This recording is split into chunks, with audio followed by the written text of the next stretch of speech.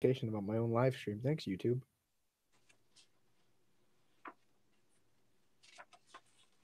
Let's see. Do we have anybody watching yet? Not quite.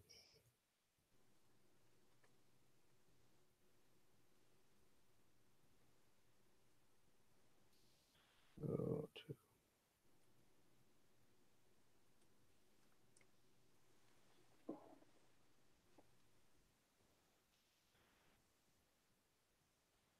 okay. Yeah, we got Ryan from Nerdy Blurb TV in the chat. What's going on, dude? Thank you for joining us. Damn. I feel fucking terrible. Are we live? Yeah, we're live. I'm just communicating with Pete. Oh, just a moment here. Just keep talking. I'm gonna have to grab something. Alrighty. Cool. All right. Let's see. Get everything set up. Ryan, how did the editing go for the Stan Lee stuff?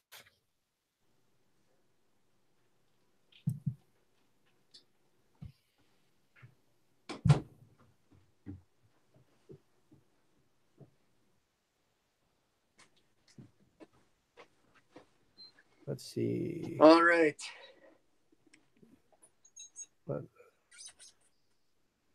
We are live. We are. We can. I'll get this gravy train a rolling. Yes. So why don't start talking about our picks of the week? Yeah. I'll just intro us up. Alrighty.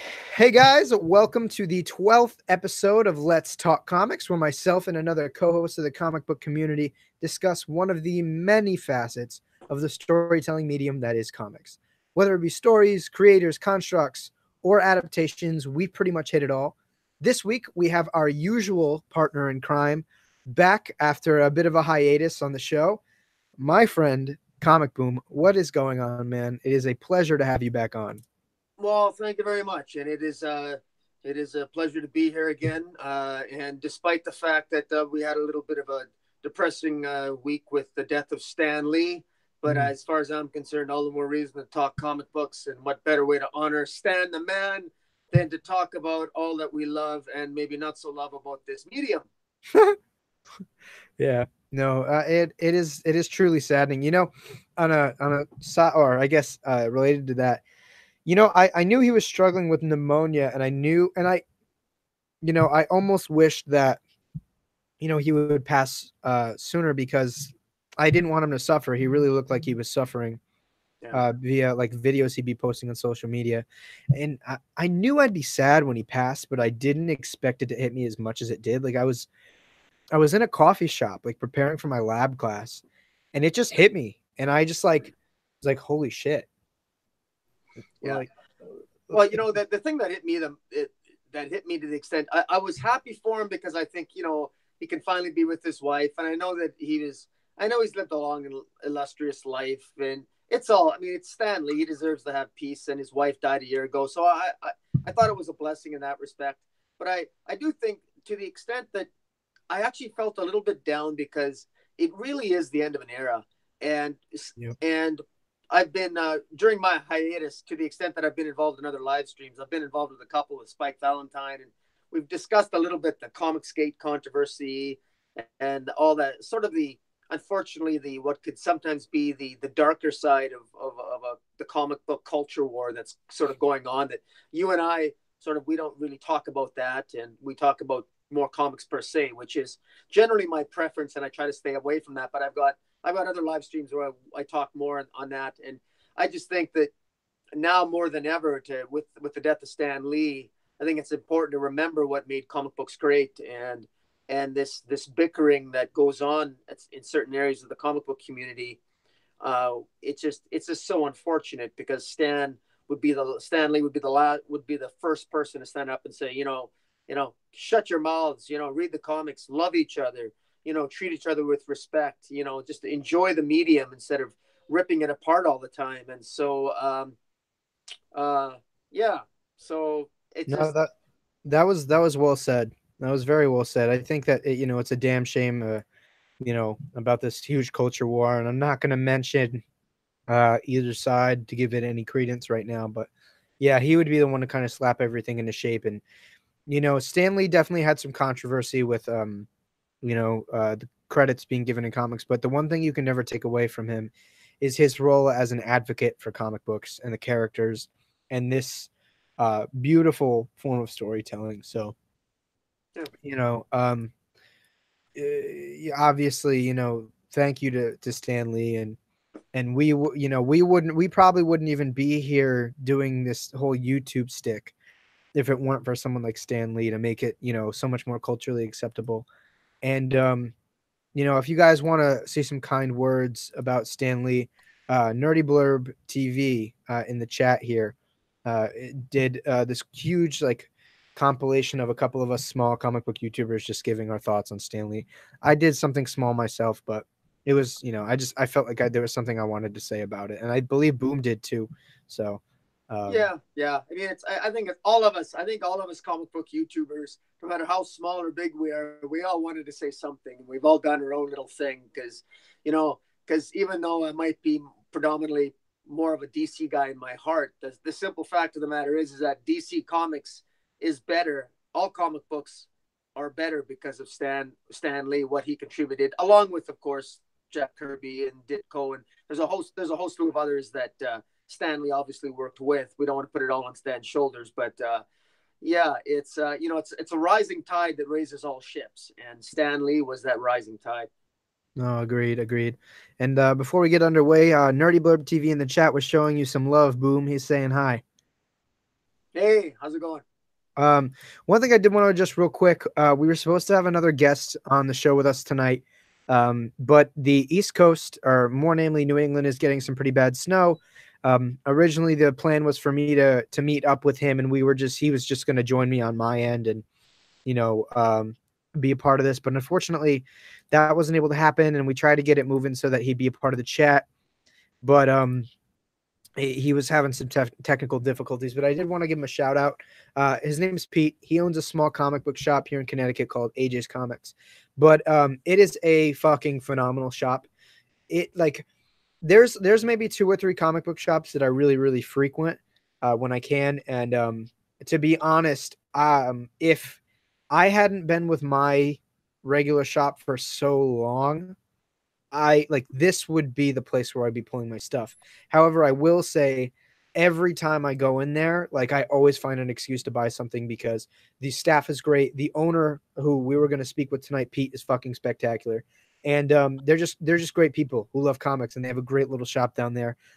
That's actually where I go for all of my midnight releases. I went to get this cool midnight release cover of the Green Lantern a couple weeks ago, and it's always a good time. So I left a link in the description to go to the website to the shop, and if you guys maybe don't have a local comic book shop near you and you want to pull some comics, they actually have a mailing subscription service that you guys can check out, and depending on how many comic books you can get 10 to 20% off, and you only have to pay a handling fee. If you get up to a certain amount, there is no shipping fee. And like I said, like I always mention on the channel, make sure you support your local comic book shop. This is a local shop that I can't recommend enough. So make sure to check out the link in the description. Go get 10 to 20% off your comic subscription, and they'll mail it to your door. You don't even need to worry about checking that out. And I know Pete's out there listening, man. Really sorry that we couldn't get everything moving for you to be on. I was really looking forward to it, and I'm sure you and Boom would have gotten along swimmingly. But we'll be sure to have you on soon and not deal with this New England snow. Next time. Yeah, for sure. We also have the Geek Fortress in the chat saying what's up, hoping that everybody's having a great night. Thanks, man. You too. It's good to see you here with us. But let's as the title infers, the topic of this week is Boom and I, we're going to be pitching some really cool personal creative teams that we want to see on DC Comics books. So for those of you that might be new to comics watching the video, creative teams are essentially the writer and artist pairing. And I know that each of us maybe came up with some ideas for potential plots and characters and some groundbreaking shifts to happen in the DC universe. But before that, every week we give our pull of the week, which is a comic book in our comic book pull box that we either have read this week that we loved or a book that we're really looking forward to reading. Boom, since you have made your grand reappearance on the channel, how about you go first? Let the people know what you're digging this week. Well, there's. It's actually, truthfully, it's a freeway tie right now. It's between Mr. Miracle, Superman, and Thor, and those are all excellent. Thor's a one shot. Jason Aaron, the guest artist is Tony Moore of The Walking Dead, the artist that's what he's well known for doing The Walking Dead. The art in Thor is fantastic. It's basically a one shot story called Young Thor's Lament, and it's just fantastic. Finally, the artist changed. I'm not a big fan of the previous artist that was on Thor for the first 6 issues. It's well worth picking up. And Superman, I'm not going to spoil it. I know you haven't read it yet, but I know Dark Knight, you're not a big fan of Bendis on Superman, but here's the cover. I will say this, if there's one complaint, is that unfortunately the cover is somewhat of a spoiler, but it's really, really well played out. For once, he's definitely captured the voice. We've criticized Bendis for not getting voices. He gets the voice of General Zod. He nails it here. And it's quite good. And Mr. Miracle, well, Mr. Miracle, I know this is a mixed bag for some people. I think it actually ends on a high note. I got a lot of criticisms of Tom King, but I think this is one of the titles that I think is within Tom King's wheelhouse, unlike Batman, which I have very harsh words on Batman about him, but less so with Mr. Miracle. I'm quite happy with that. Oh yeah, I mean, Thor, I agree. I think it's been Mike Del Mundo on art, and That's right. I haven't loved it either. I agree. So I'm excited to see this art change. And you know, I pray to God that you're right about Superman. I really do. I'd love me some good Superman. My polls this week, I'll give a shout out to Mr. Miracle. I loved the book. I stopped reading around issue 4 or 5 because I felt like it was really dense, and that's not in a bad way. It was just packed with a lot. And even if it's not a lot in the plot, it's a lot thematically that I wanted to absorb. So it's one of those things that I decided to wait until it was over I'm going to start from the beginning and reread it. But I will say from the 4 or 5 issues of it that I read, I really, really enjoyed it. And like Boom, I'm often a very big critic of Tom King, and I loved that book. So I'm really excited to catch back up, check out issue 12. I think Mitch Garrett's art is perfect for this book. This was the book that made me really like Mitch Garrett's. So I'll leave that out there. But my personal pull of the week has got to be Hawkman. Hawkman number 6. This series has been a freaking blast from issue 1. I did not go into this book as a Hawkman fan. I was actually a fan of the writer, Robert Venditti, who I have kind of heralded multiple times on my channel and in many discussions. Boom, if you want to make a little noise so they can see the cover there. Yeah, I'm just showing people the cover of number 6. You can see Brian Hitch's gorgeous art. That's one of the highlights of this series. In fact, I'll be quite blunt. I think Venditti, his storytelling is heightened considerably by the amazing art of Hitch. Yeah, I think this is some of Hitch's best artwork ever. It's super consistent. I think the storytelling is great because I mean, I don't know if you guys have watched it yet in the chat, but I did a live stream conversation with Tim Board of Hawkworld, who has a pretty big social media following, and it's pretty much all based around Hawkman and the Hawk characters. And it was strictly around this run. And he had actually made a comment saying that he thinks that this run is going to end up being the best Hawkman series of all time. And for me, I went into this series as again a fan of Venditti. I had done some background research on Hawkman, but it just felt really confusing. There's a lot of jumping around between Hawkmans, and a lot of writers and creative teams really haven't found a midpoint, to really go from. Hawkman has had so many different iterations and writers and directions for the character. So I love that Venditti, I think, is providing the most depth to Carter Hall than any other writer has done before. Just making him an explorer and this Indiana Jones with wings, essentially. I really like it. They're taking us to these really, really, really great places. And, I'm just having a blast, and the concepts I think that Venditti's been introducing are awesome, and it And I just want to I want to add to what you're saying, because what our topic for tonight is sort of, we're each giving our pitches for the DC universe, and that's the one thing that I wouldn't change. There's about three things I wouldn't change in the current DC universe, and the creative team for Hawkman is I would want it to stay the same. I wouldn't touch it. agreed. Yeah, and there's a couple of others I wouldn't. I know Azarello is going to be writing Suicide Squad. I wouldn't touch that either.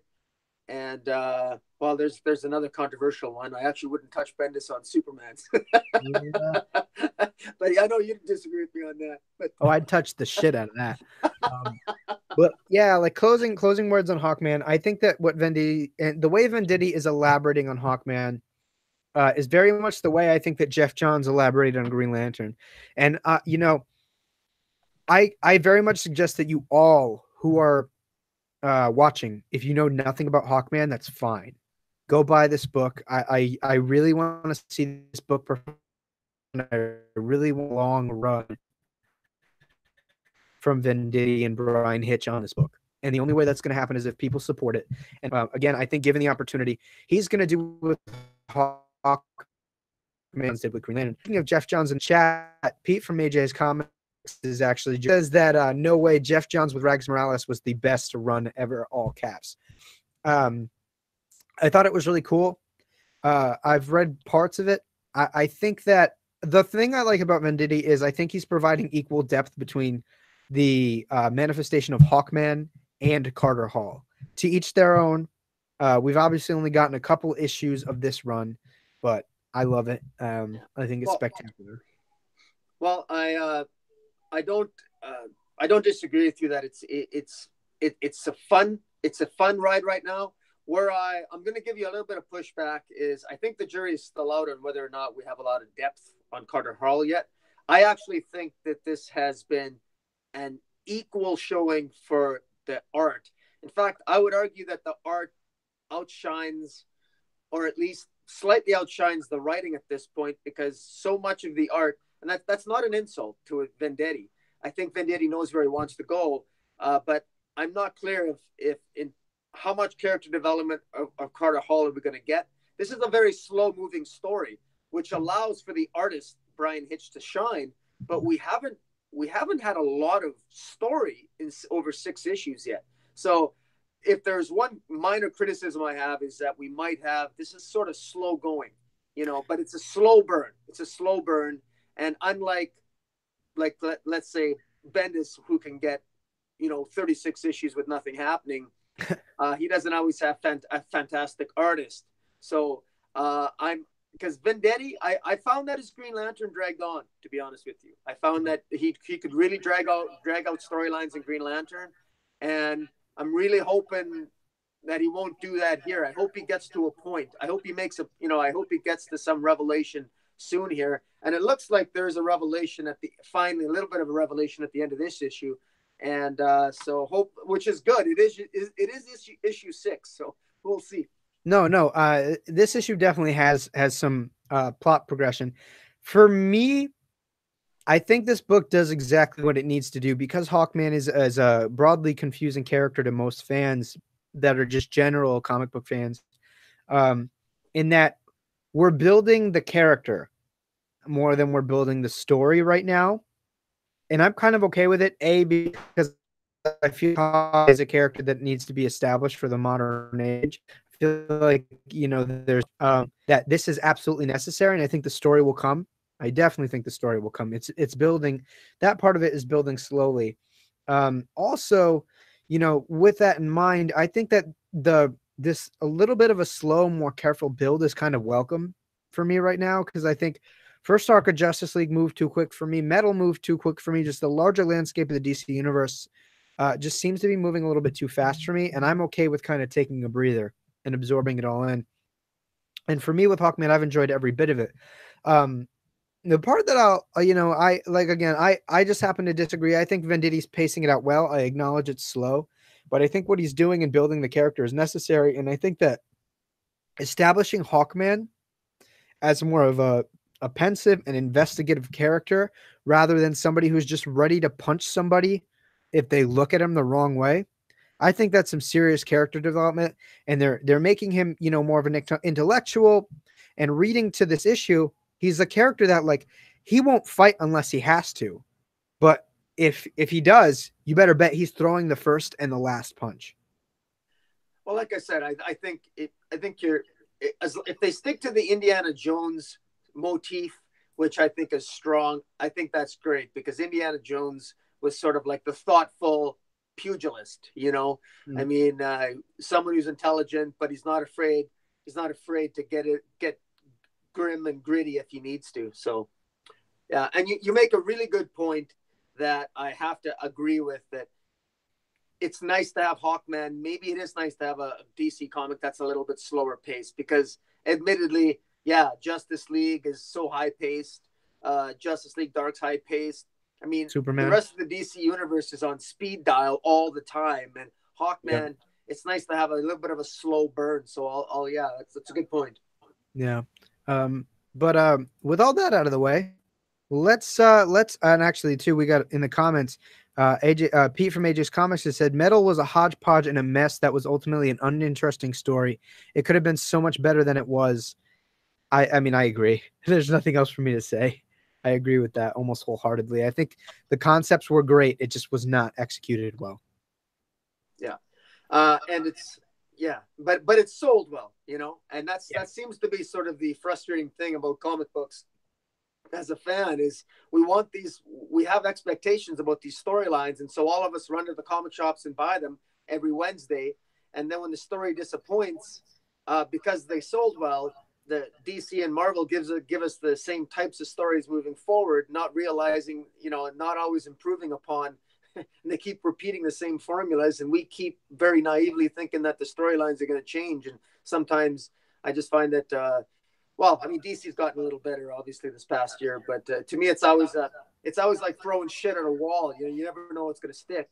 Yeah, I agree. Something too.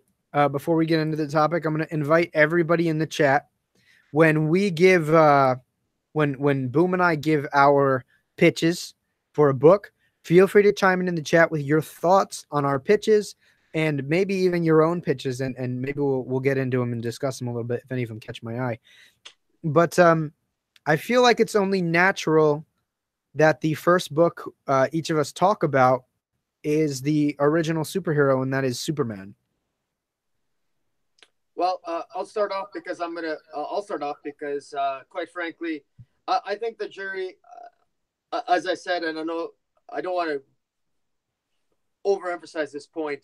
I've got my issues with Bendis, but I think that Superman is headed for some significant changes here, and at this point, I'm prepared to let him finish whatever story he wants to tell, because it's not just the Superman story. It's about the larger galaxy proper. There's a lot of players he's introducing.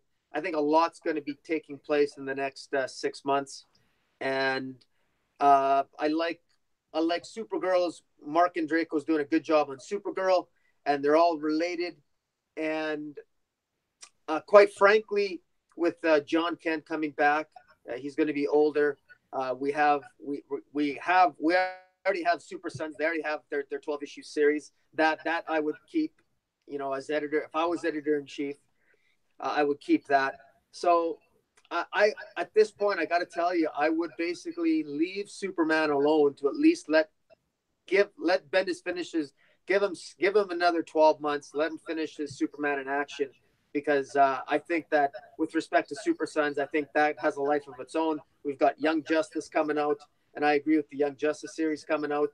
I would not have Bendis write the Young Justice series, because I know he's writing that. I would remove him from that, and I would pay Mark Waid to come back. I know Mark Waid said he'd never work for DC again as long as Dan Didio is editor-in-chief, but guess what? This is what if I'm editor-in-chief. So if I'm editor-in-chief, Mark Waid's going to come back, and I'm going to pay Mark Waid what he's worth.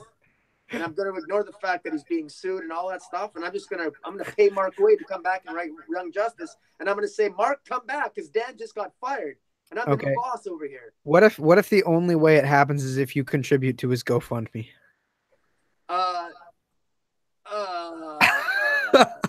I don't believe in contributing to people's legal funds for GoFundMe. So, but as you know, if DC wants to put in if Warner Bros is going to fit the bill, that wouldn't be my decision. But yeah, no, I wouldn't. But Mark, no, I wouldn't do that. That might be a deal breaker. Oh boy. My pitch for Superman. So this writer has written Superman on a couple different occasions. And my writer is going to be Jeff Johns. I think Superman has seen its peak in the last decade when we got Tomasi, and it was partly a return to form for the character, but he broke new ground with really elaborating on his relationship with his son, John. And I think Jeff Johns would capture that well. I think, his New 52 Superman was very meh, but I think that that's also partly because of the huge amount of editorial mandates that were involved in the New 52, but also just, I don't think they really gave writers and artists free reign over some of those books. I think Superman was one of those characters that they had to make cool and edgy and dark and whatever. But my artist is going to be Jason Fabok.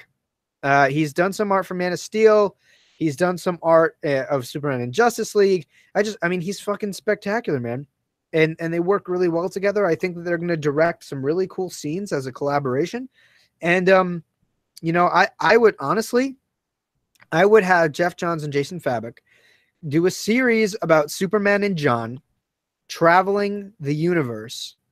I don't know how to set that up, but they travel the universe, and in every like small arc or every little bit is going to be like a life lesson for John, teaching John to be a hero and to grow up and find both the flaws and the positives in the way that Clark Kent pursues his heroics. I think it'd be a fucking stellar book.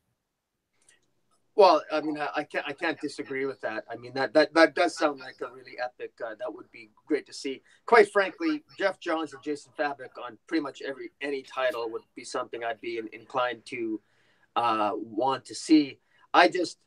Because he's already written Superman, I would like to see that team of Johns and Fabok, something they've not done before. I'd like to see them really rock the boat.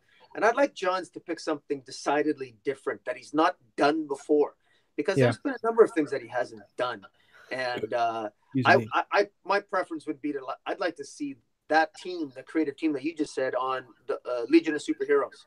I'd like to see Johns do that with Jason Fabok and them doing a Legion of Superheroes. I think that would be pretty epic. Yeah, I think it'd be a fun book. And in terms of Action Comics, I think this is an interesting pairing. I would assign Greg Rucka and Nicholas Scott. I think Nicholas Scott does really well at pretty much anything, but really for me is like her capturing, the happiness and the hope of characters in the atmosphere. And I think Superman, what other character to do it with than Superman? And Greg Rucka is one of those guys that really, it seems like he could tackle, any character with a decent history and just really do something with them. And the angle that he kind of spins on Wonder Woman that I know you're very hit or miss about, is I think an angle that fits better for Superman, generally speaking. So I don't really have a story for it. Maybe I would have Rucka deal a little bit more with the Kryptonian heritage and do something along those lines in a very vague sense. But I think that would be a really fun creative team. You've seen Greg Rucka on Superman with Nicola Scott. Yeah, or Action Comics, I should say. Yeah, I didn't mind Greg Rucka's run. I know that one of the lessons that I remember, Greg Rucka gave an interview back in the day because he did write Superman for a while, or maybe it was Action, but I remember him doing an interview at the time, and he had indicated that the advice he was given when he started writing Superman, because he was so used to writing Gotham Central and some of the more character-based non-superhero characters, that the advice he got that he had to really take to heart was that they told him, "So remember, Greg, that you're working without a budget. Like, there's no budget when you write superhero stories. You can destroy a planet. You don't have to worry about a budget. It's all in the imagination. It's all up to the artist." And because I think in many ways when he first started doing Superman, he wasn't thinking big enough in terms of the destruction, in terms of the power, and in terms of so I thought that was very interesting, because he's very much a character-based writer, and in that respect, it's always interesting to get his more introspective style on a character like Superman. Mhm. But also just a little bit of pushback to you know Greg Rucka when Brian Bendis was on his almost died there at the hospital. He Bendis sings Greg Rucka's praises because Greg Rucka literally spent days with him and they talked about Superman and Bendis ran all his ideas about Superman to Greg Rucka. So Rucka and they asked Rucka about it, and Rucka knows generally what Bendis has planned. And also let's remember that Rogol Zar is named after Bendis's nurse or Mhm. doctor. Yeah, you'd So, mentioned that before. anyways, I mean, to be fair, if a guy's on his deathbed, are you really gonna say, "Ah, yeah, your Superman pitch sucks"? oh look at you trying to be so negative. Hey, man, I'm giving you some pushback too. You know, you talk, you know, I talk with a. You gotta remember, I talk fictional characters with a lawyer almost once a week. I learned to give a bit of an argument. yeah, yeah, But yeah, those are essentially my pitch. So you said you'd have Bendis remain on both Action and Superman. yeah. I do. To be honest with you, uh, I just somebody's got to. I think Bendis in his own way is going to rock the boat with Superman a little bit here, and he's going to take time to tell his story. But I think he's got something he wants to say, and I want him to finish what it is. There's always room. I mean, Superman has never been a super breakout comic book anyway, quite frankly. And Mhm. there's only so far you can push it. And if anybody has the authority, the has been given the power to make a difference, it's Bendis. Bendis can get away with doing more changes with Superman than most other writers could. And anyways, admittedly, I'm being probably maybe overly optimistic. I mean, I'll be the first to criticize. You know, if hey, look, if I'm wrong and my optimism isn't confirmed at some point or justified, then I got no problem turning on him because that's what we do as reviewers. Mhm. But yeah, no, I'm happy so far with what he's putting out there, other than the odd screw up in his dialogue. Yeah, I mean, I just want Bendis out, so I'm gonna push the Jeff Johns fabric and Rucka Nicola Scott. Like, I think I'd be most excited about the Jeff Johns and Jason Fabric though. Jeff Johns can literally do no wrong, and the stuff that he did with Action Comics and with Secret Origins, I think, is amazing. And seeing Jeff Johns get a chance to really focus in and hone in on Clark being a father, I think would be spectacular. And beautifully illustrated and directed by Jason Fabric. I think not only are Jason Fabric's illustrations great, but the way he directs and layouts each panel, I think, are just masterfully done and really well thought out. So I think it'd be a great book. Like imagine like Jason Fabric drawing Superman and his son in space. I think it'd be spectacular. Yeah. Um, yeah, for sure. All But right. So I mean, I feel like maybe the next logical character would be Batman. No, sure. okay. Go on. Um, my pitch for a Batman title is Ed Brubaker and Steven Segovia. Steven Segovia did some fill-in art with James Robinson on Detective Comics recently, and just watching that just makes me think like, why the hell hasn't this guy been on a Batman book anytime recently? It looks spectacular. It is so well illustrated, and you know, I feel like to you know to those veteran comic book fans, just saying the name Ed Brubaker on a Batman book should just be self-explanatory. The Yeah. guy can write pretty much anything, but you know, most of his work in recent years, what's the God, what's the name of his detective? He's writing like a detective title. It's an independent title. Who? Uh, Ed Brubaker. Well, he was writing. Uh, well, he's writing. There was Fade Away, and then he's also writing Criminal. Criminal. Criminal's having another Let me launch. see. It's him and Sean Phillips, I think. Yeah, on Criminal. Yeah. Is it Criminal? I thought it was called something else. Well, he did. There was one called Fade Away. That completed. Now that trade just came out this week. Another trade for it, and then there was. Well, yeah, I think there's another volume of Criminal. I'm pretty sure, at least. Let me see. I feel like I saw this recently, and shit, the name is eluding me. It's a really recent title that he had been working on. I feel like Kill or Be Killed. It's Oh yeah, well Brubaker. that ended right. Yeah, Yeah, that's another big one. And like he's done some Batman here and there, but Brubaker and Segovia I feel like would be a great book. Um I think, Brubaker just knows how to capture the voice of these characters. And for those of you that have been watching me for any extended period of time, and Boom for that matter, knows that one of my biggest things with these stories and these established characters is just getting the characters right and the dialogue and the interactions. So Brubaker and Steven Segovia on a Batman book would be great. Um, I think I would do what kind of story would I do? I think I would want it to be I would want the first Brubaker and Batman story to be like the trope would be like he's paired together with like Red Hood on an insufferable mission. He has no other choice, and through the arc, they begin to kind of develop their relationship a little bit more, and Batman kind of grows to realize that like he's been treating this guy like shit, and maybe Red Hood doesn't have to be like um the ugly duckling, of the family. And I would probably do something like that where it's him and Jason Todd kind of forcibly on some sort of grave mission together, and really just develop their relationship together. Just because I feel like it's been neglected, and we'll get a little bit of Batman and Red Hood and the Outlaws, and Red Hood will occasionally pop up just to play devil's advocate on something like Detective. But I think I'd really want to see something with them together. And I mean, Brubaker uh, brought back the Winter Soldier, which is essentially Marvel's Red Hood. So why the hell not, right? yeah. I would be a real hard ass editor in chief, because what I would do with because building on your idea of Brubaker, I chose someone different, but we can go with Brubaker. I would, as far as a new story, I don't need a new story. As editor in chief, I just fire Tom King and say, "Thanks, Tom, you're fired. Thanks for coming out. We'll give you Nightwing. You can do whatever you want with Nightwing, because Nightwing's now a walking vegetable, which should be easy for Tom King to write because he's good at writing vegetables." And so I'd give Tom King Nightwing, and then I would tell Ed Brubaker, I'd say, "Look, Ed, this is what's going to happen.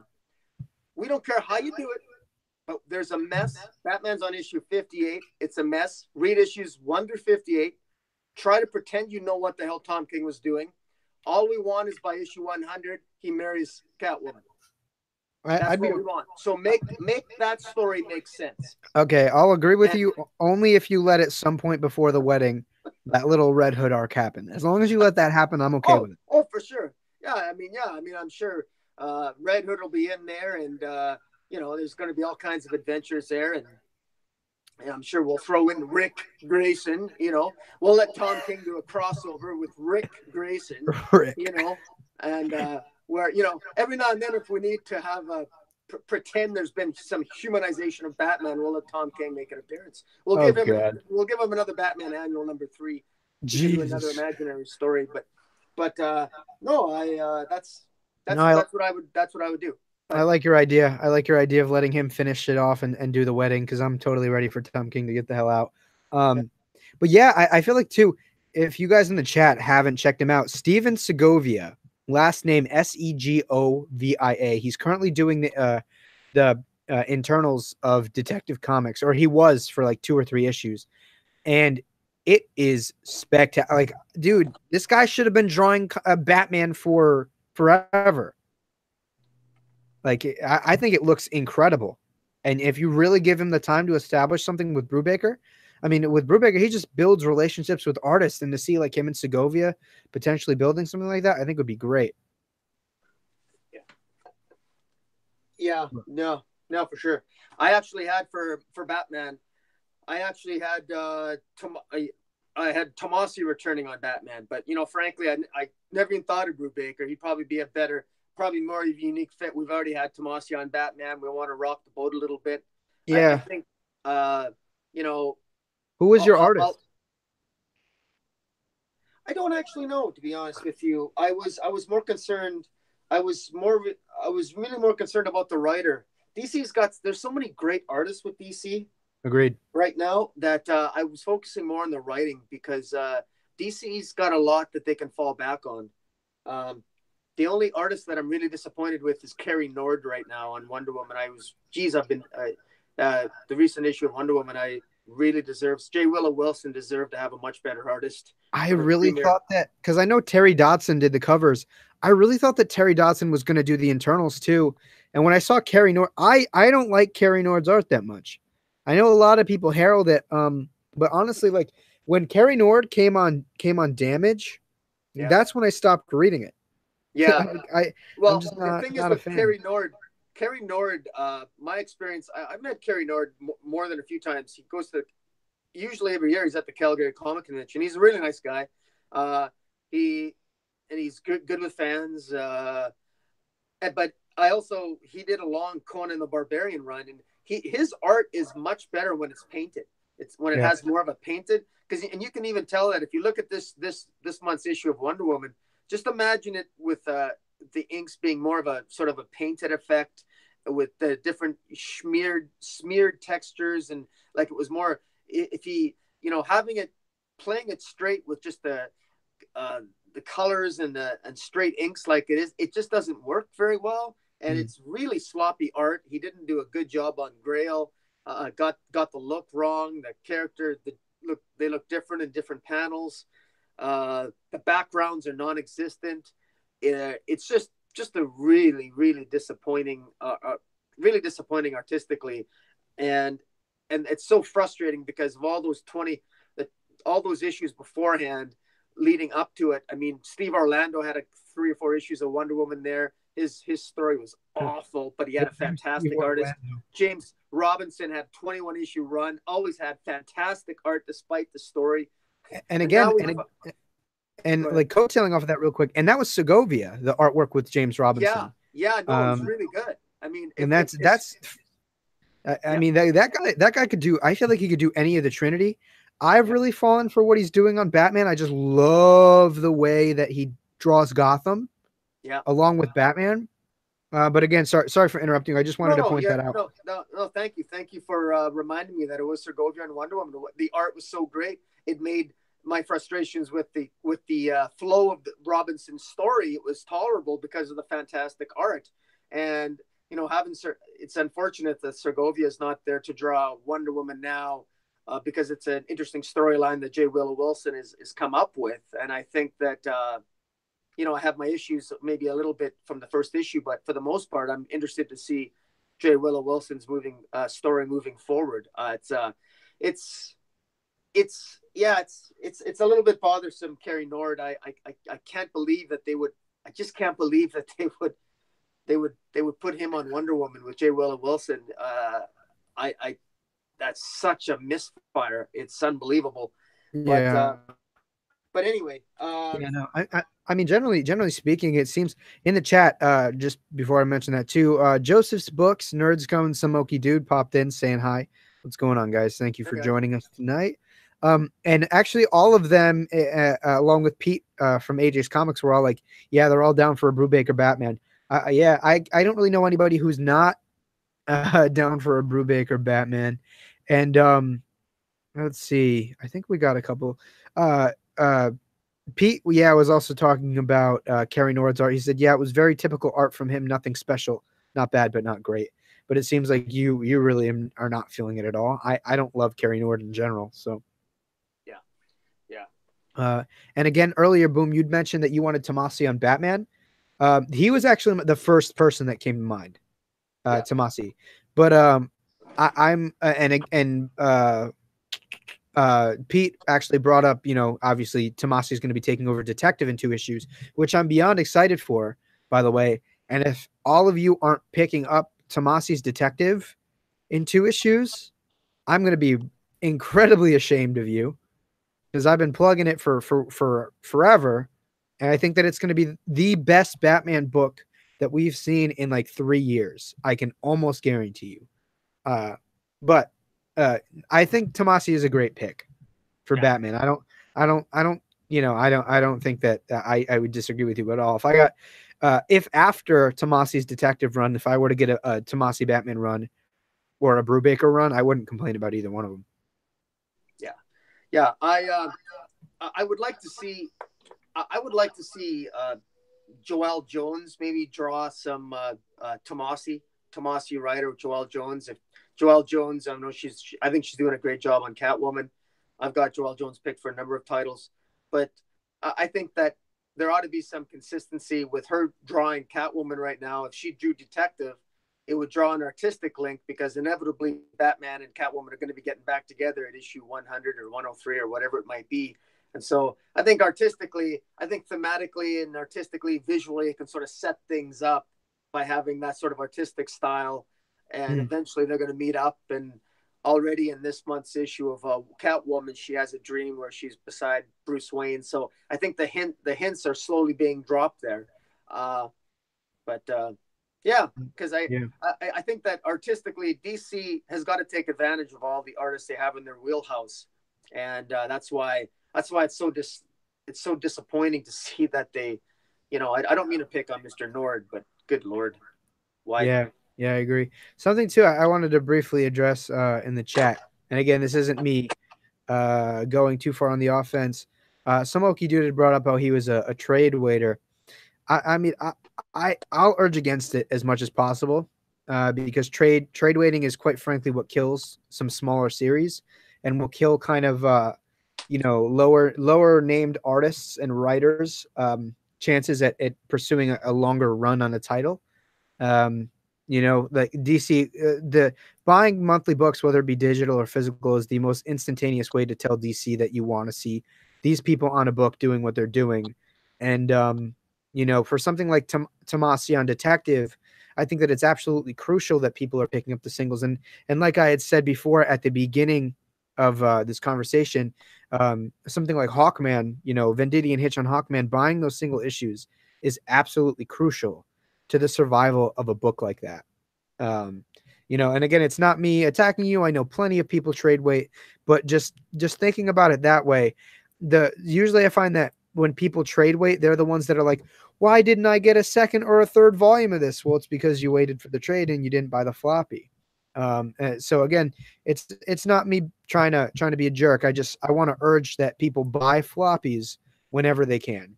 But I also have a Detective Comics pitch, which for me, I mean, I feel like maybe I could have picked a better writer, but just seeing this person actually just finished a pretty solid run on Daredevil, and I pitched Charles Soule on Detective Comics. He wrote Swamp Thing for DC for a bit, and he did Swamp Thing for the new for part of the New 52, and the artist. I was going between like Eduardo Risso or John Cassidy. Those are old, yeah, John. Well, those are very different artists or stylistically, but I would John Cassidy is probably the more popular one, in my opinion. I like John Cassidy. I think the last time I saw him draw something was Lone Ranger. I think for Dynamite. The covers, he was doing the covers for Lone Ranger, but yeah, no, that's a really great pick. Edward Rizzo, he was of 100 Bullets, right? Yeah, he was of 100 Bullets. He did a brief Batman arc with Azzarello, and I will say, give an honorable mention. My original pick was Azzarello for Detective, but I realized like I wanted to give Charles Soule a chance on Batman. I think he's really grown as a writer. He's done a spectacular job with all of his Star Wars titles, and I think Daredevil. I haven't caught up with it, but from what I've read is really great. And it seems like, the stuff he's done with Phil Noda and a couple of other artists seems to do really well. Writing script for very like niche and stylistic artists like Rizzo. And again, Rizzo isn't unfamiliar with like the landscape and the direction of a detective title. Again, like you said, he's been on 100 Bullets with Azzarello for years. So I think he would be a great component. And John Cassidy is incredible. If you guys haven't seen his artwork, he's done a lot of X-Men. From what I think he did Joss Whedon's X-Men. Actually, I have. Yeah, he did Astonishing X-Men with Joss Whedon. I actually have the trade over there. He's just a spectacular artist, and I honestly I'm selfish, man. I just want to see the man draw Batman. But what about you? Did you have a pick for Detective at all? No, not for Detective. No. Well, I mean, and again, this pick isn't saying that I don't want Tomasi on Detective. I want that more than anything right now. But I just kind of, for the most part, I really tried to spice this list up. So let me put out that disclaimer that this isn't indicative of me wanting Tomasi to not be in the book, because I really do. But Yeah. yeah, I mean, I would just do a detective comic story, make it very grounded in Gotham. Um, I think maybe in this detective story, I would try to involve maybe the Signal a little bit, but I actually have a pitch for a book later that would incorporate the Signal in some way. But I think Charles Soule with Eduardo Riso and or John Cassidy, I think would be such a fun book. Uh, yeah, no, I think it would. I'm not sure. I've always I've always seen detective as, I know this sounds so cliche, but as more focusing more on the detective aspects of it, and and always extending more to the Batman family generally, and that's usually what it does. And so yeah, I like your choice on that. Uh, I would probably put. I'd be. I wouldn't. I'd be inclined to put some maybe rotating creative teams on detective. I think that. I think what Batman needs is, have your big name on Batman, and detective should be. As editor in chief, I would put a rotating team of creators to give everyone a chance. I don't I, think that that way there's let's give everyone a shot at the big time writing detective, and let them, because everyone has a Batman story in them. I, I And I'm gonna disagree with you slightly. Um, I don't mind the idea of a rotating creative team on detective. I think you're that's a great idea. Just because it's always been a little bit of an anthology series, but I definitely want it to be, involved in.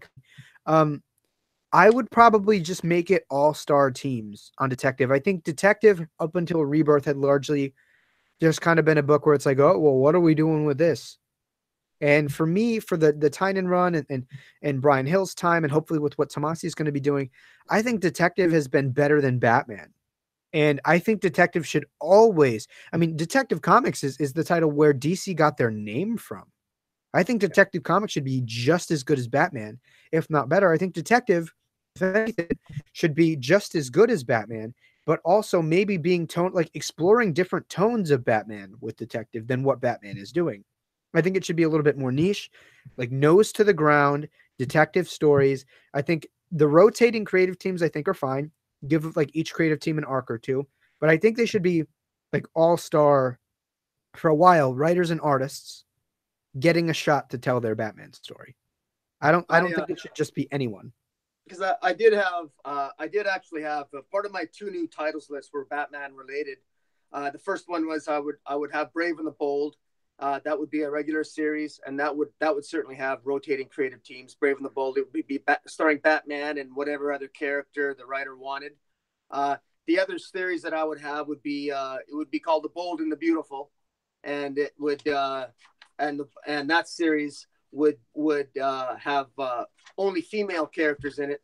First issue would have Grail and Power Girl. Second have Huntress and Lois Lane. Then Harley Quinzel and Mercy Graves. Fourth issue would have Wonder Woman, Black Alice, and Zatanna. And the fifth issue would have Lois Lane and Carol Ferris. And there would it would sort of have it would all be sort of a it would be an arc that would cover a number of different cities and a number it would be it would it might even touch upon some politics, but it would be sort of a female empowerment, but with a kick-ass theme behind it. And I think it's a good name. It would also have some tits and ass. The variant covers would either have a bondage theme or some. It would definitely it would be provocative because it's bold and the beautiful, and it's not for the tame or the faint of heart. And if if you have any issues or you're a little bit, if you're a snowflake, you might not want to pick it up because these women are going to be bold. They're going to be beautiful. They're going to be kick ass. And that's and so it's definitely going to be avant garde there. I think that's a brilliant idea. Uh, the title is great. I think the idea behind it is great. Yeah, that's all. I think that's an awesome idea. I think maybe I would personally maybe play around with the pairings a little bit, but I think the concept behind that is really cool and really original. And I'm really glad that you brought something up like that. I think it's an awesome idea, man. Well, I mean, I just think that a lot of times you got to have some titles to give the lower tier characters some limelight, and give them some room to shine and some to breathe a little bit. And I think that's a title that can do that, while also showcasing new talent showcase, because because DC has a lot of up and coming talent. They seem to have a lot of luck in picking picking really good artists. I think they've had better luck than Marvel has had in terms of finding new talent, quite frankly, at least in the last couple of years. And I think that's a good way to give them an opportunity to do that. Rather than DC coming out with new talent showcase, why not give them a title like Bold and the Beautiful, or something more provocative, something that's more, just a little bit more risque, a little bit more pushing the envelope, a little bit more adult theme. You don't have to be Black Label to push the envelope a little bit. I mean, you don't have to have Batman's dick in a comic book to get controversy here. I mean, don't be afraid to rock the boat a little bit. No, I think that's a great idea.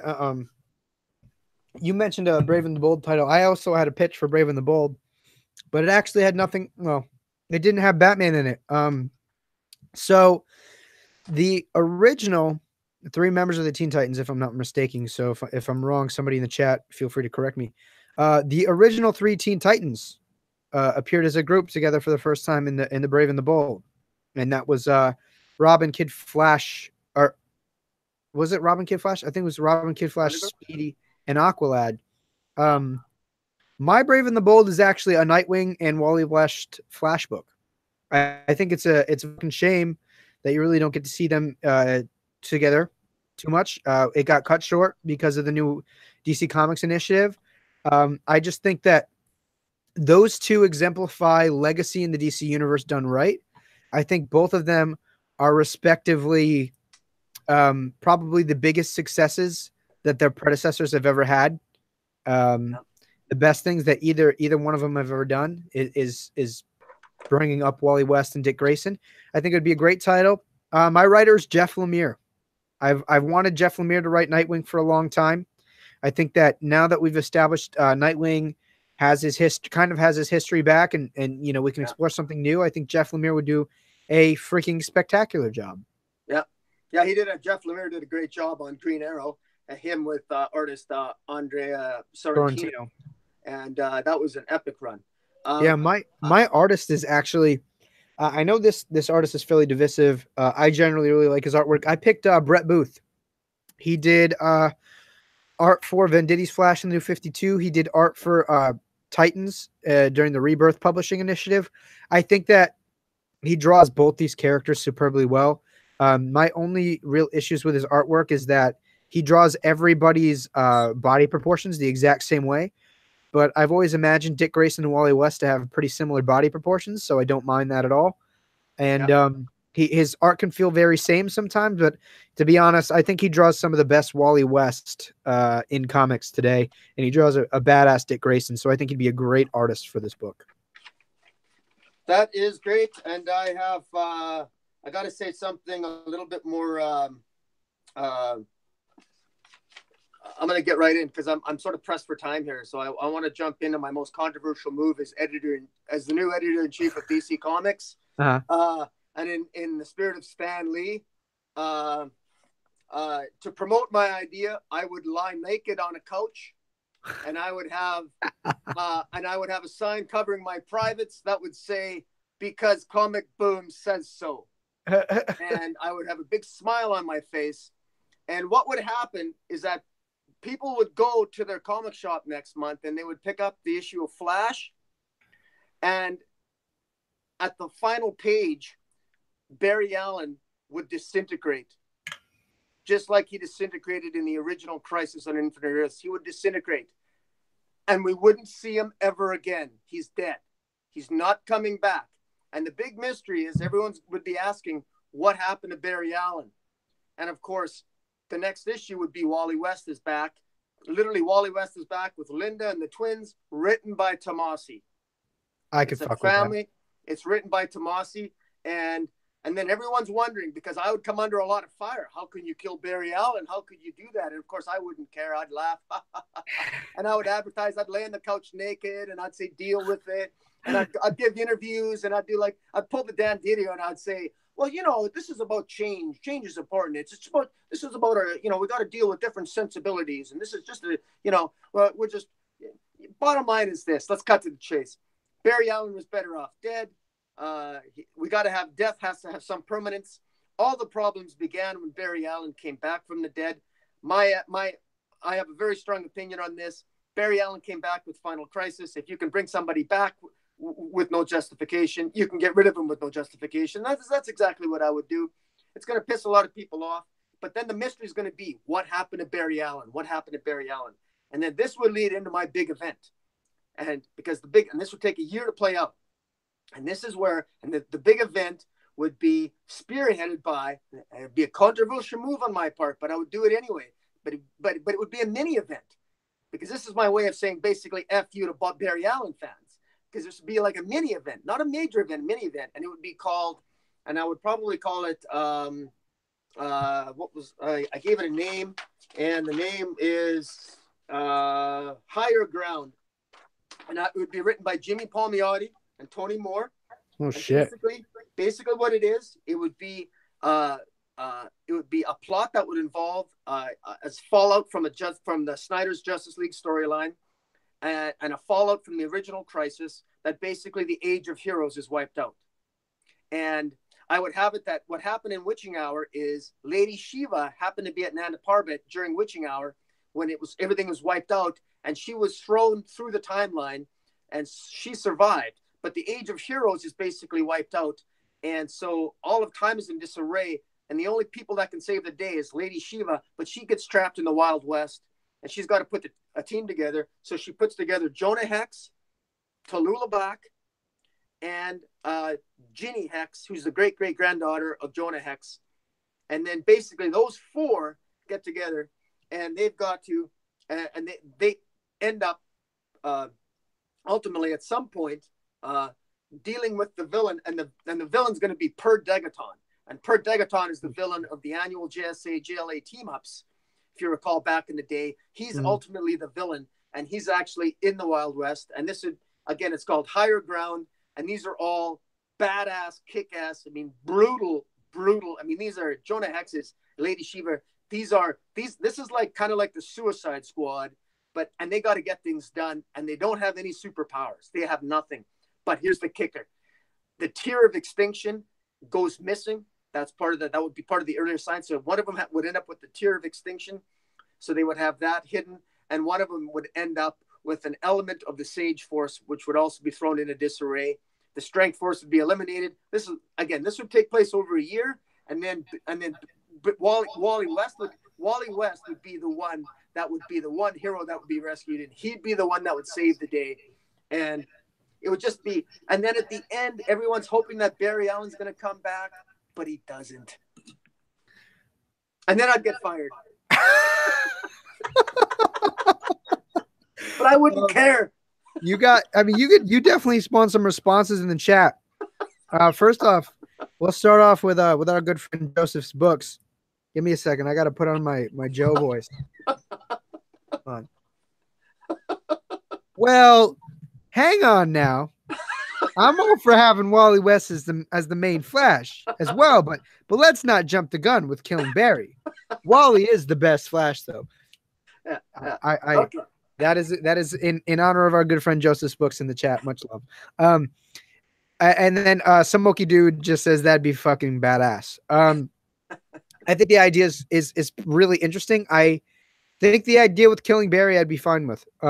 I love Barry Allen, and I think like coming up with the premise that maybe he was supposed to die that day, and him coming out of the Speed Force was kind of like a phenomenon in time and space. I think maybe he was supposed to die. And then like maybe it's just time literally catching up with him when he finally disintegrates. I'm fine with that. I mean the whole Jonah Hex thing just seems like nuts.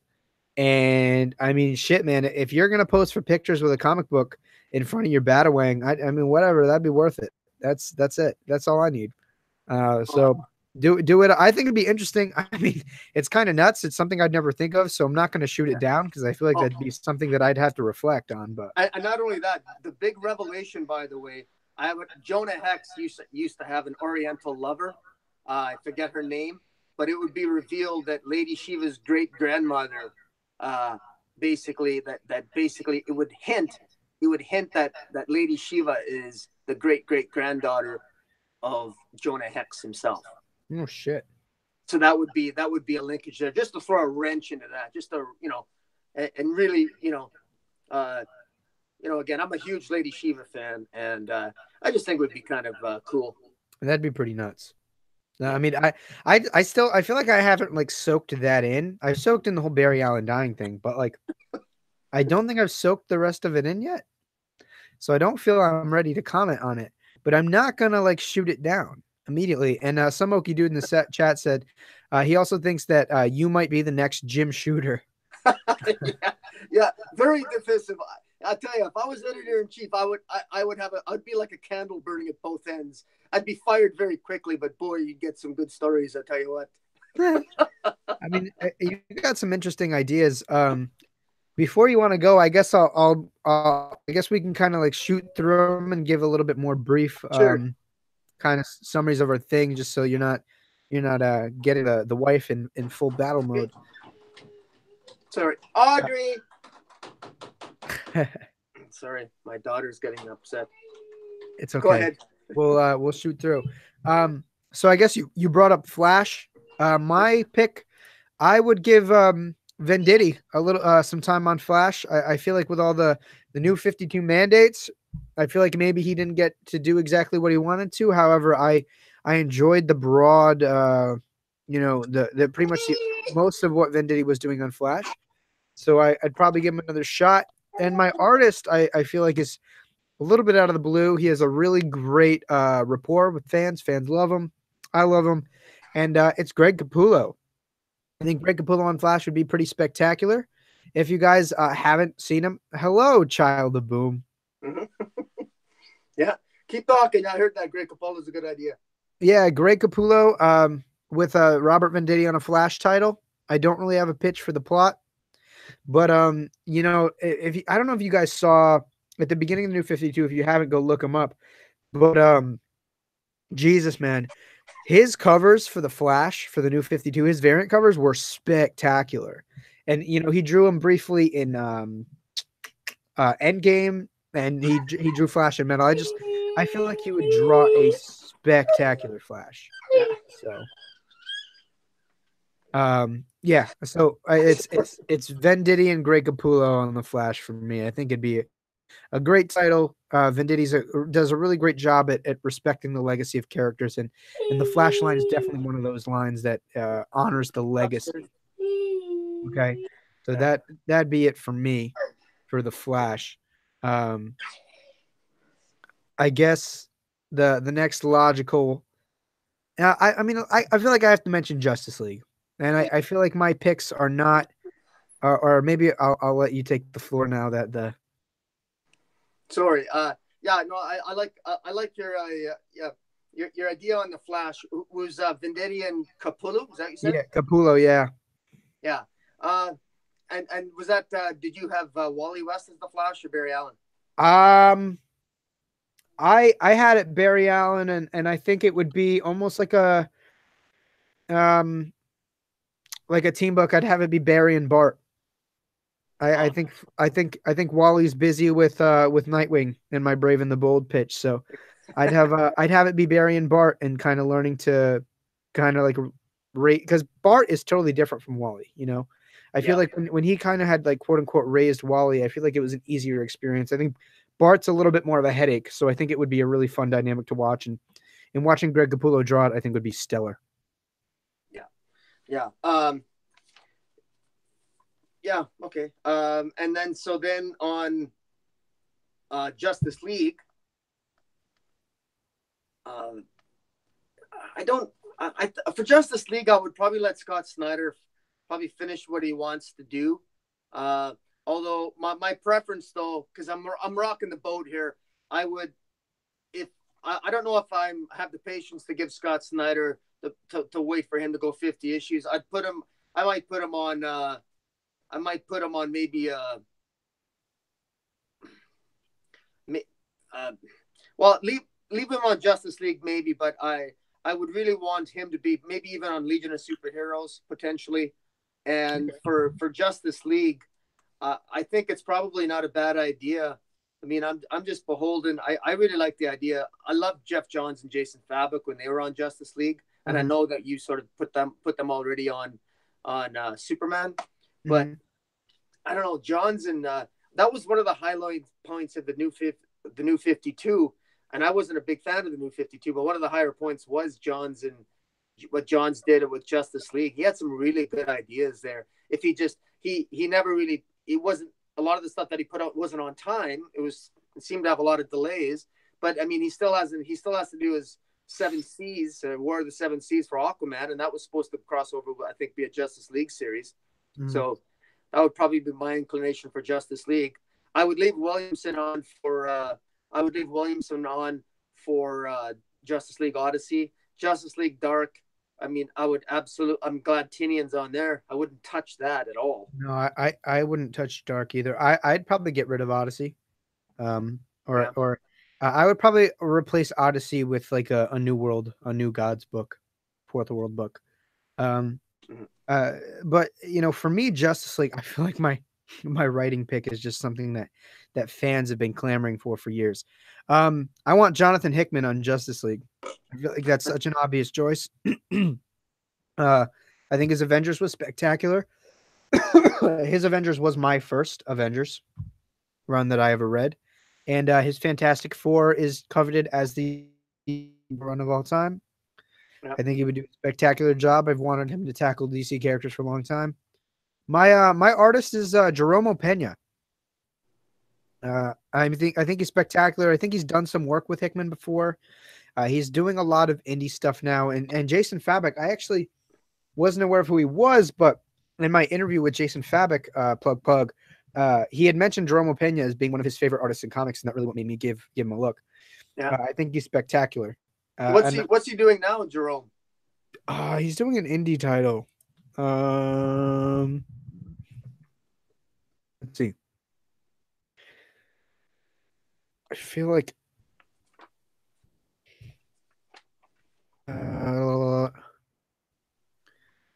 this isn't giving me any information. That's fine.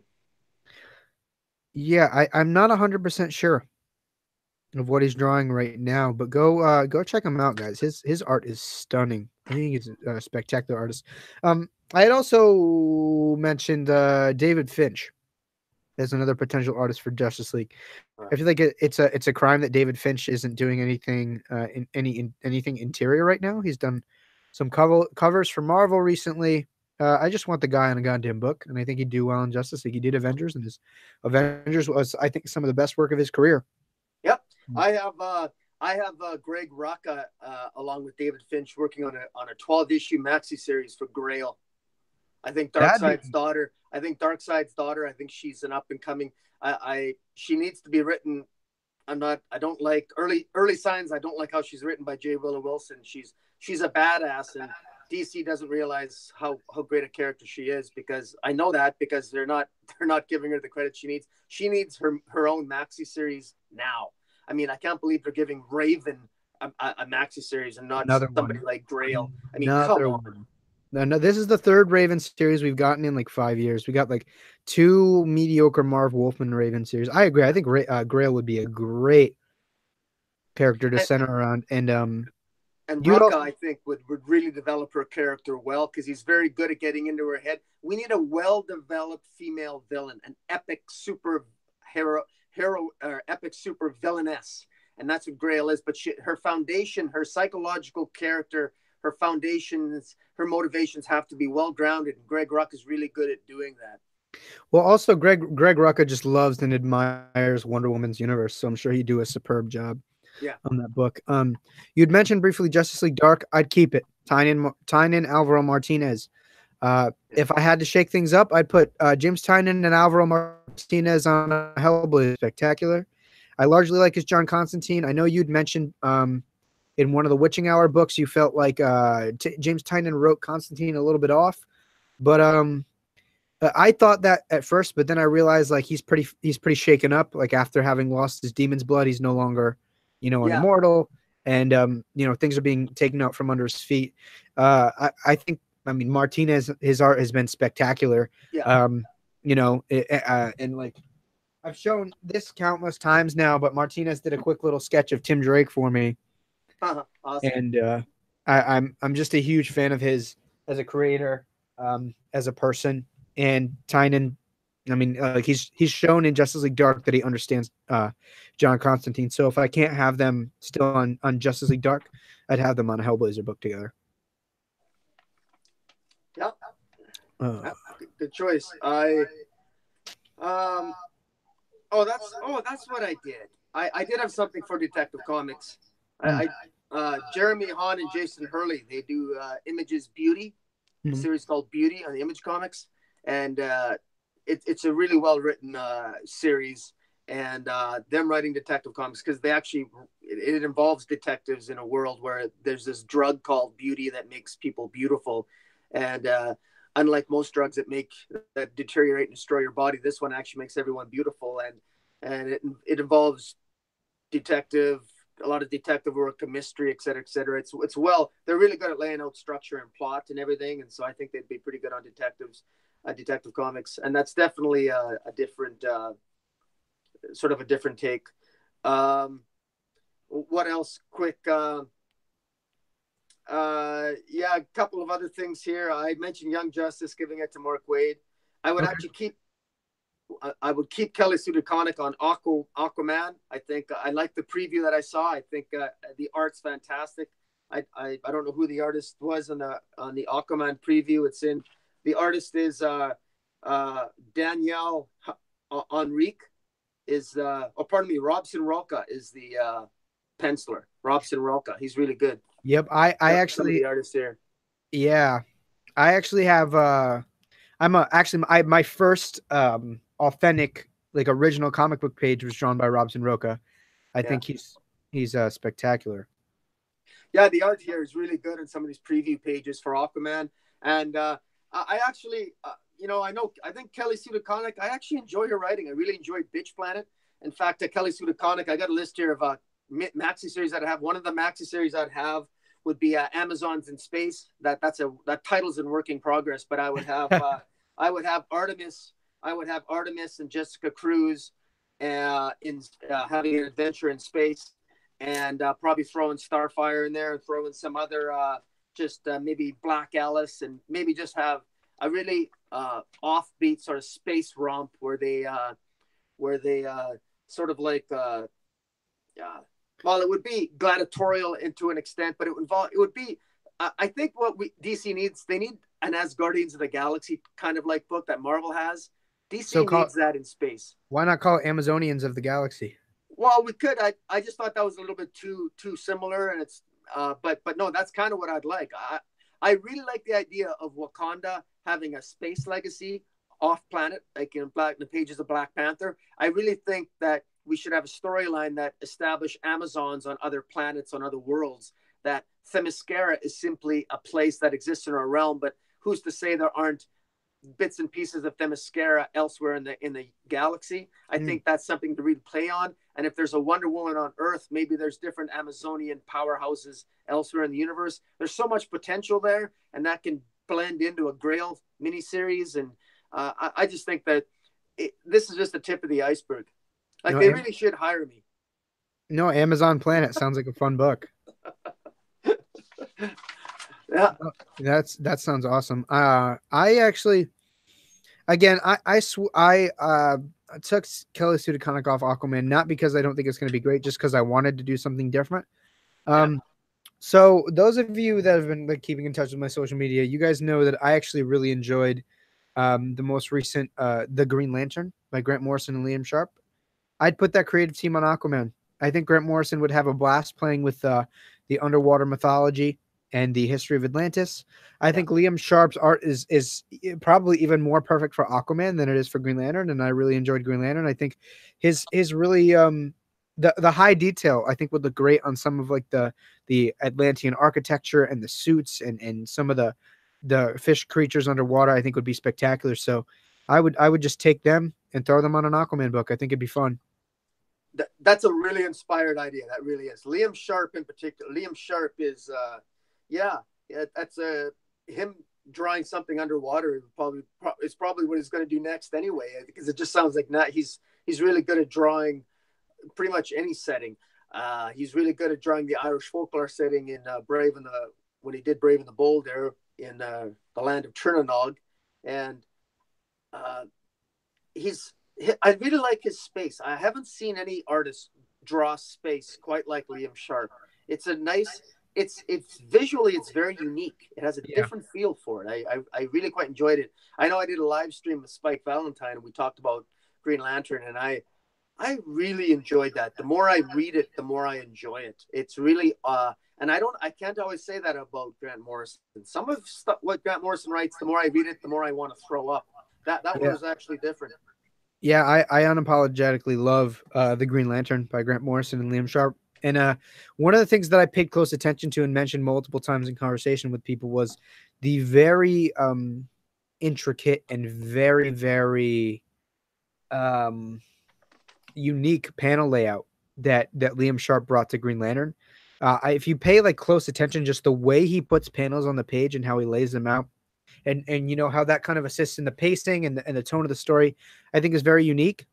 Like Yeah. he has one page where um there's this for those of you that haven't read, basically there's a Green Lantern that's essentially a microvirus, and he's infected one of I guess the thieves who are trying to steal a space artifact, and he's the thief is like pretty much spitting out like this phlegm, and the way they lay out the pages, there's this cool kind of like technological panel frame, and then it's all white, and then you have another panel frame, and then it's all white, and then another panel frame. I just think it's really unique. I think they could really play with the direction and panel layout, Liam Sharp in particular, in an Aquaman title. I think it'd be really cool. Yeah. Yeah. No, Um, I agree with you there. I want to say a quick note on Joshua Williamson. I would remove him off Flash because I put Tomasi on Flash and it would be Wally West. I would put Williamson because I I don't like his ideas for Flash. I don't like the Sage Force. I don't like the Strength Force. I think he's throwing shit at a wall. I don't think it's sticking. I don't find it interesting. But mhm. Wonder Woman is such a thoroughly, generally uninteresting comic book that I would want Williamson to throw shit at a wall for Wonder Woman because pretty much anything is better than what Wonder Woman's been subjected to in the last in Rebirth, in my opinion. And I think having Joshua Williamson basically come up with some crazy ideas. If you're going to experiment on Wonder Woman, and he would be a risk worth taking. I threw him off Flash just because I think he's really inconsistent. Yeah. I think he does great stuff, but that's a really interesting tackle. My pitch for Wonder Woman, I'm actually pulling one of Marvel's biggest writers of the last decade. I put Jason Aaron on Wonder Woman. Yeah. I think Thor is essentially Marvel's Wonder Woman equivalent. So imagine if the guy who has been kicking ass on Thor for more than half a decade came and did DC's Thor. You know, I think it'd be spectacular. I actually I have Terry Dodson on art. Terry Dodson did the cover for this G. Willow Wilson issue. And Yeah. I think that Terry Dodson draws a spectacular Wonder Woman. I think it beautiful Diana. And I've seen some of his internals and stuff. I think it would just be such a fun creative team to put those two on Wonder Woman.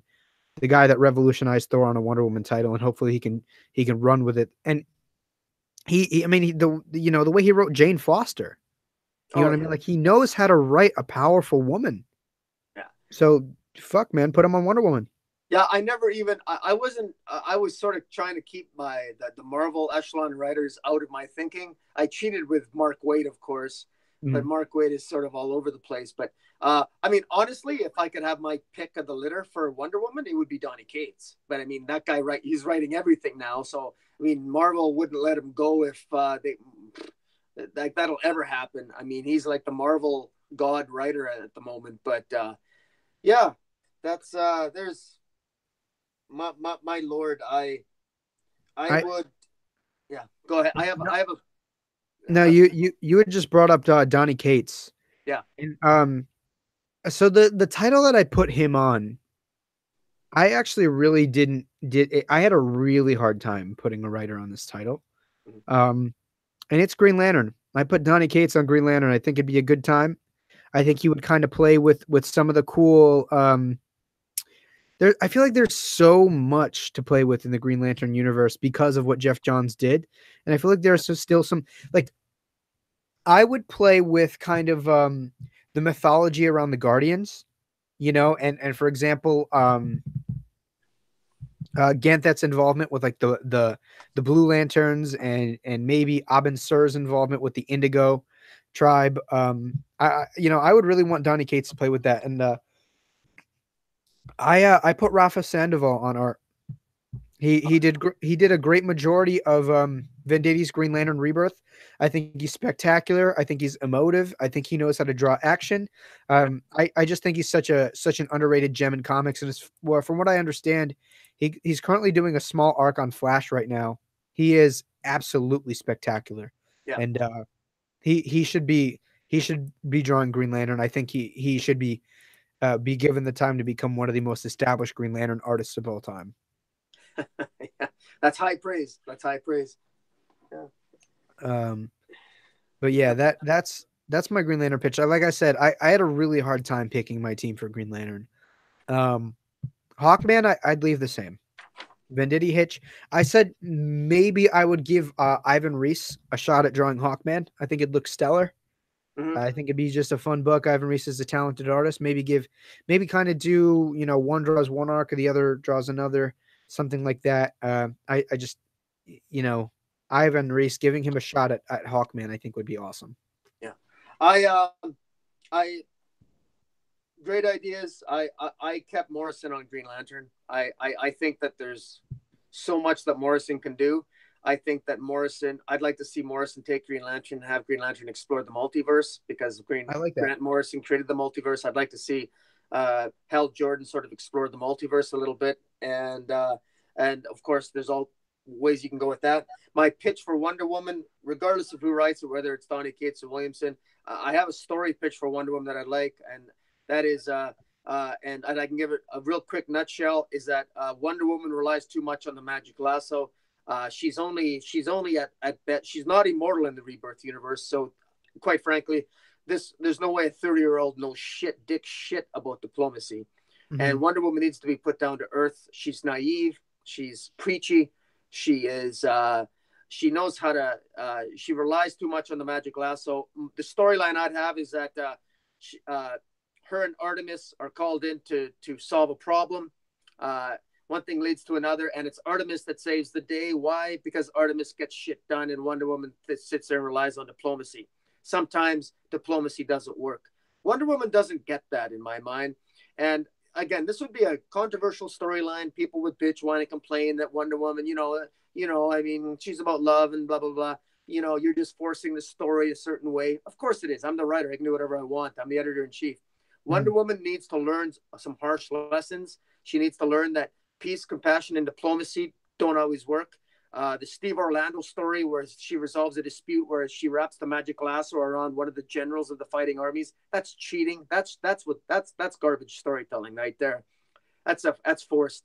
Wonder Woman needs to realize that you gotta be forceful. And I would make Artemis the hero. Artemis would be the one that steps up. She's heroic. She gets things done. And it would be a soul-searching experience for Wonder Woman, and she would realize how much she doesn't know, because the Amazons, in my view, I would take the bloom off Greg Rucka's rose when it comes to the Amazons. This notion that somehow a bunch of 3,000 women isolated on an island for 2,000 years. I don't care what anybody says. They know dick shit about interacting with man's world. They know dick shit about understanding men, about knowing how men think. They got into a war with Hercules 2,000 years ago, and they think they know the world of man. Give me a break. They have experience with a bunch of arrogant gods like Zeus and Ares, and they think they know men. Give me a break. To me, there's so much room for Amazons to epically fail. Their failure and their failure for and the consequence of their thousands of years of isolation needs to be explored. And Wonder Woman should start learning something from humanity, not the other way around. Anyways, sorry for the rant. No, I think that was a fucking awesome pitch. I really like that. I like that a lot, actually. Well, she needs her born again. She needs like a Daredevil born again. I agree. She needs to take a harsh lesson. She needs to understand that, you know, things aren't all roses here. She's got to understand that you can't just throw your magic lasso around yourself or supplicate yourself before your enemies and cure the day, and then turn around and then worship the very gods that caused the hardship in the first place. I mean, this hypocrisy is a, you know, I'm sorry, but that just doesn't cut it in my view. Not in, I don't know, like I'm, you know, I'm very opinionated when it comes to Wonder Woman, and to me, the definitive Wonder Woman story hasn't been written because nobody's got the balls to actually write what has to be written. No, I think that's a spectacular idea. I really, really like your idea for Wonder Woman. And Um, I would lay down naked on a couch like Stan Lee and smile, and I'd have the opening arc spread out over my genitalia, and I'd be, you know, I'd be sitting there, you know, and I'd be saying, "Suffer and Sappho." I think you're exhibiting like some latent nudist qualities. Hey man, it's all about promotion. You got to get in it. You got to get in. You got to cause controversy. Let people know. If people are going to hate me but buy the comic books just out of spite so they can buy my comics, buy the comics I publish just to criticize me and to put me down, I don't care. As long as DC's making money, that's what it's all about, right? It's definitely evocative, I'll tell you that much. What an image. Imagine using that as the icon for your YouTube channel. Jeez. Yeah. Uh that's a fun one. That's definitely a fun one. You'd actually mentioned like a Teen Titans Young Justice book. I haven't decided whether or not I wanted it to be Teen Titans or Young Justice.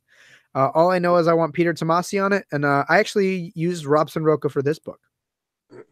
He's done some small Teen Titans. He did the Teen Titans special #1 with Adam Glass, to which that page that I had mentioned earlier that I have is from. Tomasi does a fantastic job with the youth of the DC universe. You know, whether or not he does Teen Titans Young Justice, I want Damian Wayne and John Kent to be in it. I think that's pretty self-explanatory. I'd fold the end of his Super Sons into them being a part of a Teen Titans or Young Justice team. Robson Roca is a stellar artist, and if I can't have him, Carlo Barberi, who's currently doing the Adventures of the Super Sons, I think is spectacular. Yeah. I think he just does a great job at capturing everything you need about the book, especially emoting the characters and allowing them to be children and react to everything. I just think it looks stellar. It'd be a fantastic book. Yeah. No, that sounds. Yeah, I would look forward to that. That sounds good. I actually this other pitch is actually one of my little series. Like you had pitched a couple like maxis. I don't know if I'd want this to be a maxi or an ongoing. I'm calling this book The Dark Knights, and it's Batman and the Bat Family. It doesn't have to be all of them at once. It can just be Batman with one of them at a time. I feel like this is a long time coming. One of my biggest complaints is that although it's great to see Batman as a loner, he has the biggest network in comics. Why the hell don't we see it? Some of these characters don't get the love.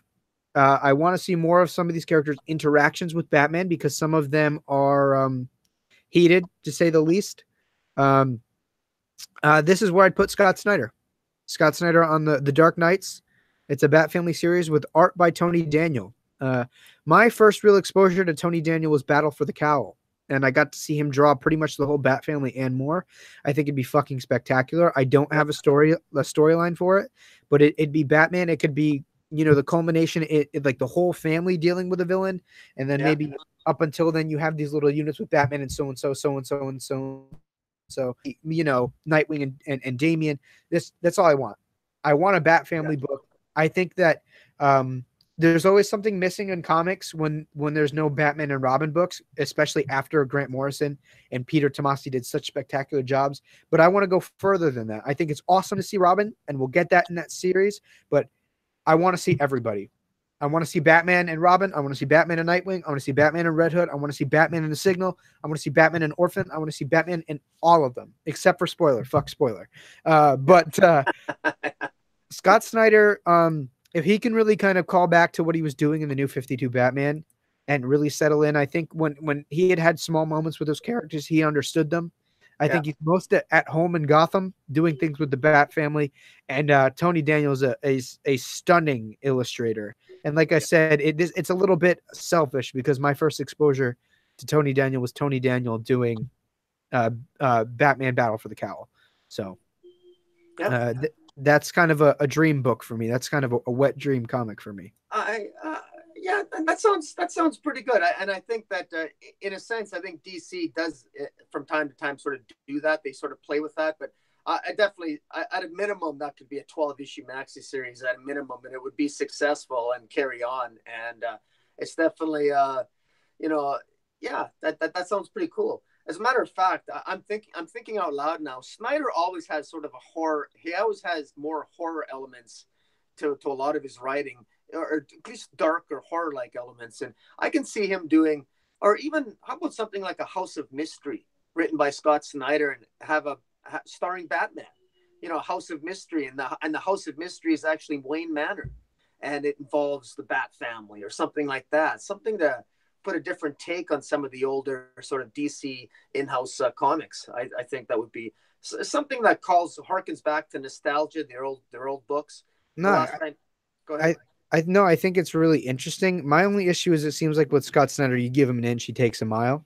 So I'd want to ground him a little bit. I feel like when you give him the parameters of a playground, that's when he does best.